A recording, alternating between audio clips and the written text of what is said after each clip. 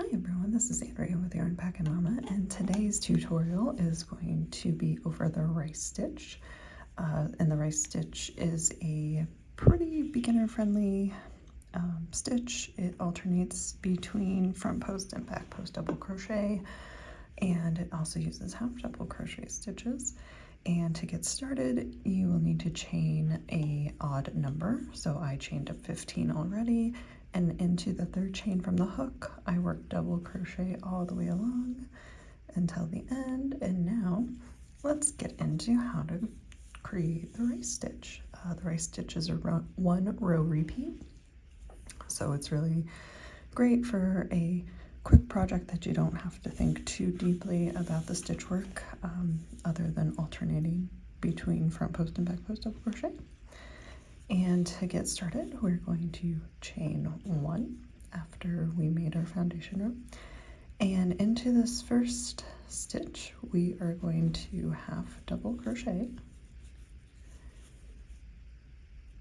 and then into the next we are going to front post double crochet. And I do have tutorials on each of these stitches if you want a more detailed look at them. And then now we're going to alternate with a back post double crochet. Get in back there. And that is all there is to this rice stitch. So it's half double crochet, front post double crochet, back post double crochet, all the way until the last stitch. And in the last stitch you are going to work a half double crochet stitch before turning. So I will meet you up at the end and show you how to go on to the next row. See you soon.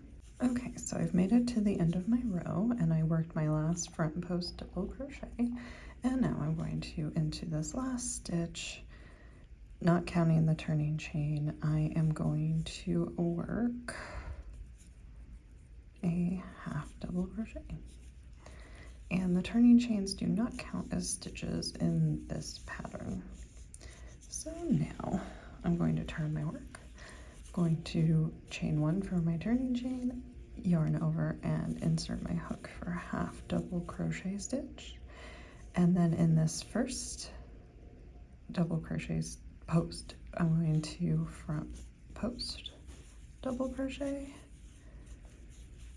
and then back post double crochet.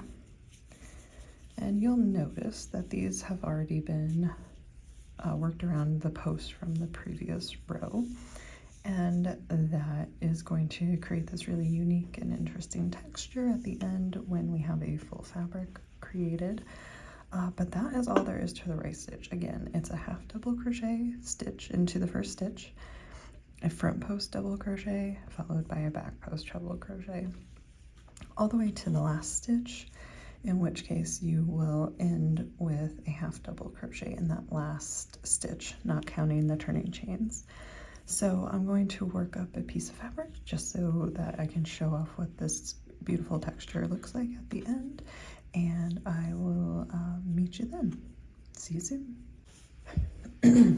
Okay, so I've come to the end, and this is what a small swatch of the rice stitch looks like, and you can see that some stitches are standing up closer and some are pulled back. It has a really nice texture, and it's a pretty thick feeling fabric. It is really great for any sort of crochet project you want to do that has a texture, so it'd be really cool as a scarf or a blanket. I actually have a design in mind to make a skirt with this, depending on how see-through that truly is. I guess I'll find out, and hopefully you'll join me for that journey too. I hope this was helpful, and I hope that you found this to be easy to follow. Please stay tuned for more, and see you soon.